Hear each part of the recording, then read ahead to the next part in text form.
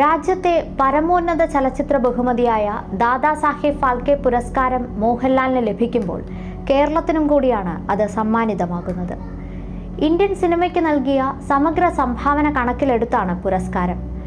2023 പുരസ്കാരമാണ് അദ്ദേഹത്തിന് ലഭിക്കുന്നത്. സംവിധായകൻ അടൂർ ഗോപാലകൃഷ്ണന് ശേഷം ഈ പുരസ്കാരം ലഭിച്ച മലയാളിയാണ് മോഹൻലാൽ. കൂത്തും കഥകളിയും നാടകവും സിനിമയും തുള്ളലും കൊണ്ട് മലയാളക്കരയെ നടനവേദിയാക്കി മാറ്റിയ മഹാനടന്മാരുടെ നാടാണ് കേരളം. ആ കലാരൂപങ്ങൾ അടങ്ങിയ ആ രംഗഭൂമിയിലേക്കാണ് ഈ പുരസ്കാരം വന്നു ചേരുന്നത് എന്നത് ആ പാരമ്പര്യത്തിൻ്റെ സുകൃതമാണ്. അഭിനയകലയെ അനായാസവും സുന്ദരവുമാക്കി മാറ്റിയ കലാകാരനാണ് മോഹൻലാൽ.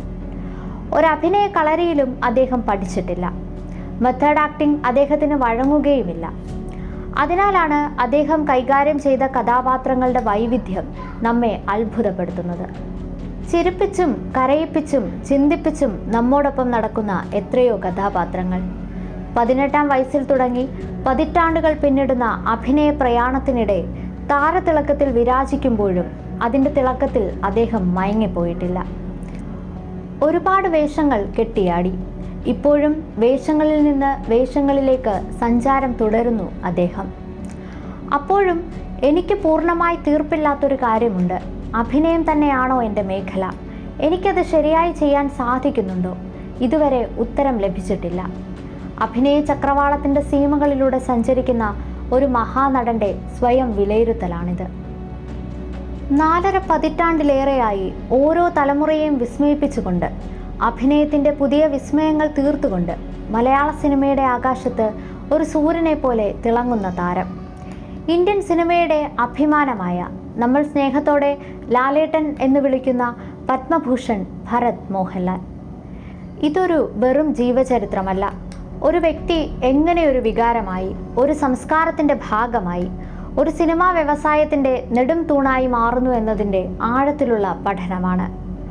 ഒരു സാധാരണ ചെറുപ്പക്കാരനിൽ നിന്ന് മലയാള സിനിമയുടെ കൊടുമുടി കീഴടക്കി ഇന്ത്യൻ സിനിമയുടെ ഭാവസാന്ദ്രമായ മുഖമായി മാറിയ ആ മഹായാത്രയുടെ ഓരോ ഏടുകളും ഓരോ ഭാവങ്ങളും നമുക്കിന്ന് ചേർത്ത് വായിക്കാം. അതിനു മുമ്പ് ഈ പ്രതിഭയെയും അദ്ദേഹത്തിൻ്റെ സിനിമാ ലോകത്തെയും അടയാളപ്പെടുത്താൻ പോകുന്ന ഒരു ബഹുമതിയെക്കുറിച്ചും അതിൻ്റെ ചരിത്രത്തെക്കുറിച്ചും നമുക്കറിയാം. ഇന്ത്യൻ സിനിമയുടെ പരമോന്നത ബഹുമതിയായ ദാദാസാഹിബ് ഫാൽക്കെ അവാർഡ്. അറിവിൻ്റെ ആർക്കേസിലേക്ക് മറ്റൊരു കാര്യം കൂടി. എല്ലാവർക്കും ആർക്കേസിൻ്റെ പുതിയൊരു എപ്പിസോഡിലേക്ക് സ്വാഗതം. ഇന്ത്യൻ സിനിമയുടെ നെറുകയിൽ സ്ഥാപിച്ചിട്ടുള്ള ഒരു സുവർണ കമലം, അതാണ് ദാദാസാഹിബ് ഫാൽക്കെ പുരസ്കാരം. ഇതൊരു വെറും മെഡലല്ല.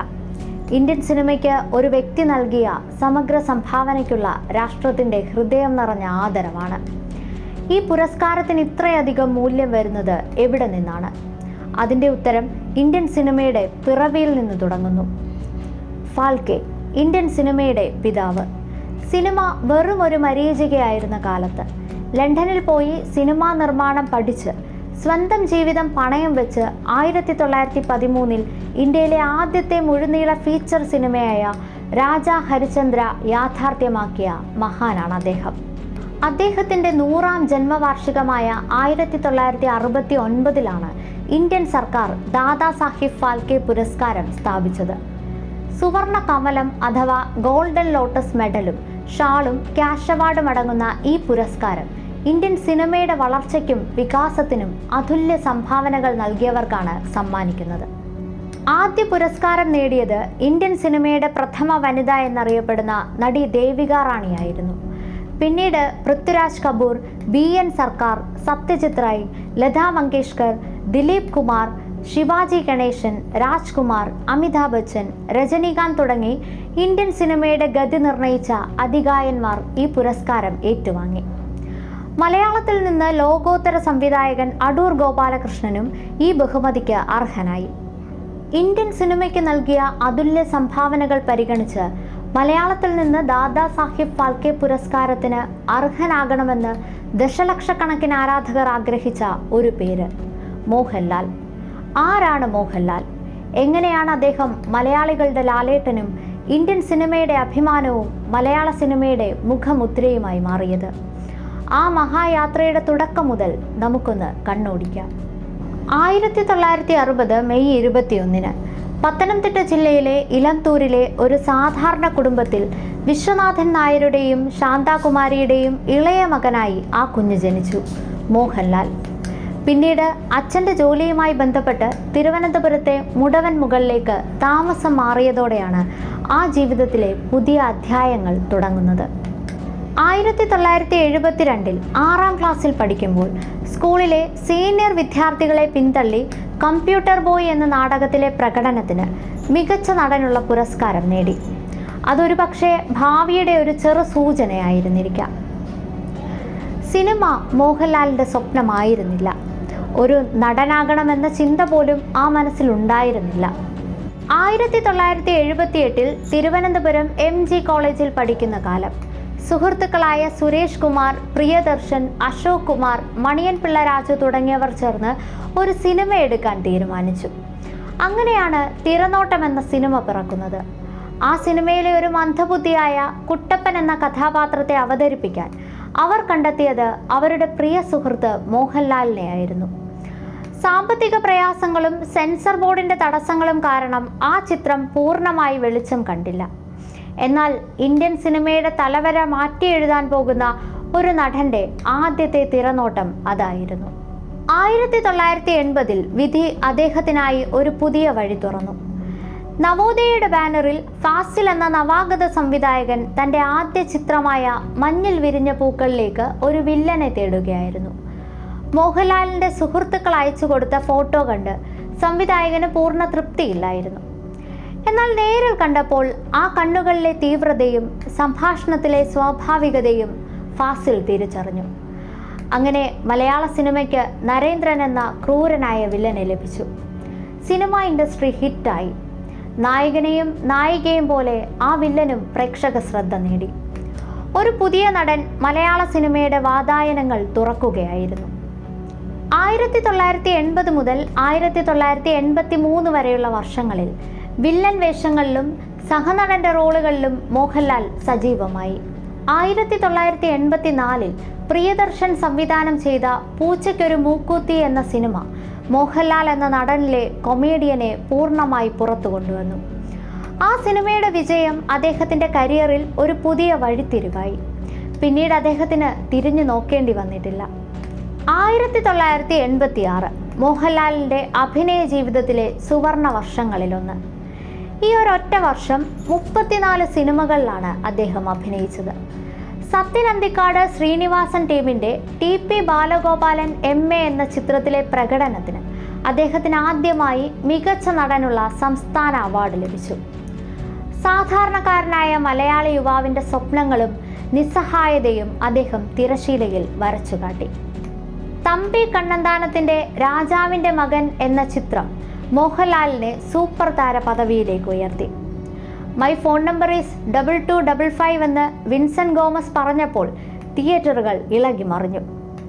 അതൊരു പുതിയ താരോദയത്തിൻ്റെ പ്രഖ്യാപനമായിരുന്നു. നമുക്ക് പാർക്കാൻ മുന്തിരിത്തോപ്പുകൾ, സന്മനസ്സുള്ളവർക്ക് സമാധാനം തുടങ്ങിയ ക്ലാസിക് ചിത്രങ്ങളും ഈ വർഷം അദ്ദേഹത്തിൻ്റെതായി പുറത്തിറങ്ങി. 1987 പത്മരാജൻ്റെ തൂവാനത്തുമ്പികൾ, ക്ലാരയോടും രാധയോടും ഒരേ സമയം പ്രണയം തോന്നുന്ന ജയകൃഷ്ണൻ മലയാളിയുടെ പ്രണയ സങ്കല്പങ്ങൾക്ക് പുതിയ ഭാവം നൽകി. 1988 പ്രിയദർശൻ മോഹൻലാൽ കൂട്ടുകെട്ടിലെ ചിത്രം എന്ന സിനിമ മലയാള സിനിമയുടെ ചരിത്രം തിരുത്തി എഴുതി. തിരുവനന്തപുരത്തെ ഒരു തിയേറ്ററിൽ 366 ദിവസത്തിലധികം ഓടി ഈ ചിത്രം റെക്കോർഡ് സൃഷ്ടിച്ചു. 80കൾ അവസാനിക്കുമ്പോൾ മോഹൻലാൽ എന്ന നടൻ്റെ അഭിനയ ജീവിതത്തിലെ ഏറ്റവും പ്രധാനപ്പെട്ട സിനിമകളിലൊന്ന് പിറന്നു, കിരീടം. ലോഹിതദാസിൻ്റെ തിരക്കഥയിൽ സിബി മലയിൽ ഒരുക്കിയ ഈ ചിത്രം ഒരു നടൻ എന്ന നിലയിൽ അദ്ദേഹത്തിൻ്റെ ആഴം എത്രത്തോളം ഉണ്ടെന്ന് ഇന്ത്യക്ക് കാണിച്ചു കൊടുത്തു. അച്ഛൻ്റെ സ്വപ്നം കാക്കാൻ ശ്രമിച്ച് പരാജയപ്പെട്ട് സാഹചര്യങ്ങളുടെ സമ്മർദ്ദത്തിൽ ജീവിതം കൈവിട്ടു പോകുന്ന സേതുമാധവൻ്റെ വേദന പ്രേക്ഷകരുടെ നെഞ്ചിൽ ഒരു മുറിപ്പാടായി. ആ അഭിനയത്തിന് ദേശീയ അവാർഡിൻ്റെ പ്രത്യേക ജൂറി പരാമർശം ലഭിച്ചു.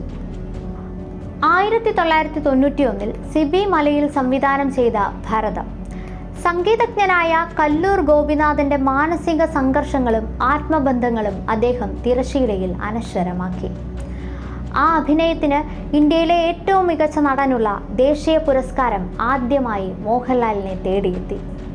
1993 രഞ്ജിത്തിന്റെ തൂലികയിൽ IV ശശി ഒരുക്കിയ ദേവാസുരം. മംഗലശ്ശേരി നീലകണ്ഠൻ എന്ന ഫ്യൂഡൽ ഹീറോ മലയാള സിനിമയിലെ ആഘോഷിക്കപ്പെട്ട കഥാപാത്രങ്ങളിലൊന്നായി. 1994 പ്രിയദർശന്റെ മിന്നാരം, സിബി മലയിലിന്റെ മായാമയൂരം തുടങ്ങിയ ചിത്രങ്ങളിലൂടെ വൈവിധ്യമാർന്ന കഥാപാത്രങ്ങൾ അദ്ദേഹം ചെയ്തു.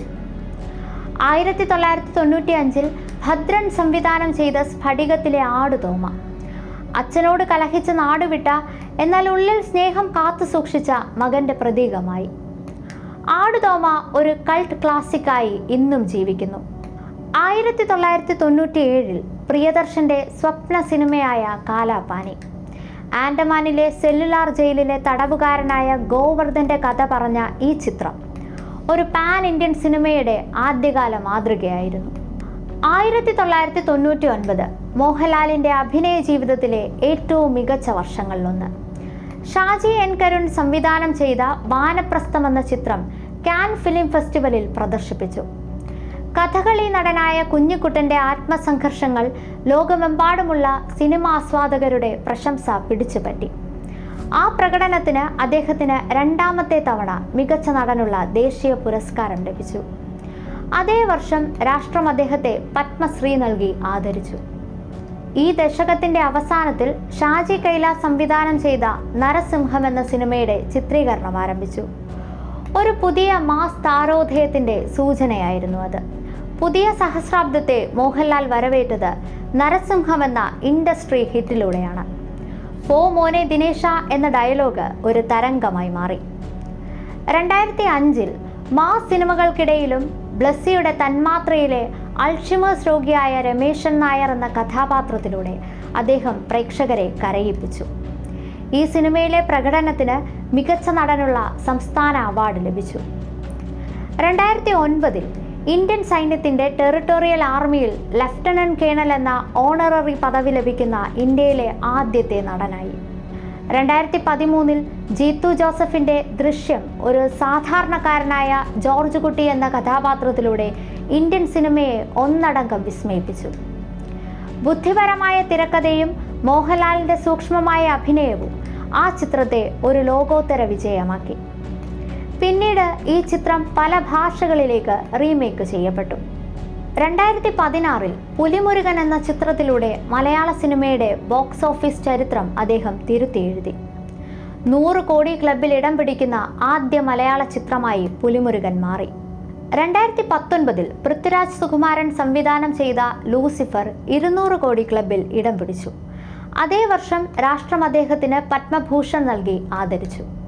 2020 മുതൽ 2025 വരെയുള്ള വർഷങ്ങൾ കോവിഡ് കാലഘട്ടത്തിലും ദൃശ്യം 2 പോലുള്ള സിനിമകളിലൂടെ OTT പ്ലാറ്റ്ഫോമുകളിലും അദ്ദേഹം തന്റെ സാന്നിധ്യം അറിയിച്ചു. ലിജോ ജോസ് പെല്ലിശ്ശേരിയുടെ മലൈക്കോട്ടെ വാലിഭൻ പോലുള്ള പരീക്ഷണ ചിത്രങ്ങളിൽ അഭിനയിക്കാൻ അദ്ദേഹം ധൈര്യം കാണിച്ചു. 2025 പിന്നിടുമ്പോഴും പുതിയ സിനിമകളിലൂടെ പുതിയ വേഷപ്പകർച്ചകളിലൂടെ അദ്ദേഹം നമ്മെ വിസ്മയിപ്പിക്കാൻ തയ്യാറെടുക്കുന്നു. അഭിനയത്തിന്റെ കൊടുമുടികൾ കീഴടക്കുമ്പോഴും മോഹൻലാൽ പുതിയ വഴികൾ തേടിക്കൊണ്ടേയിരുന്നു. ഒരു ഗായകനായി, നിർമ്മാതാവായി, ഇപ്പോൾ ബറോസ് എന്ന ഫാന്റസി ചിത്രത്തിലൂടെ ഒരു സംവിധായകനായും അദ്ദേഹം മാറിക്കഴിഞ്ഞു.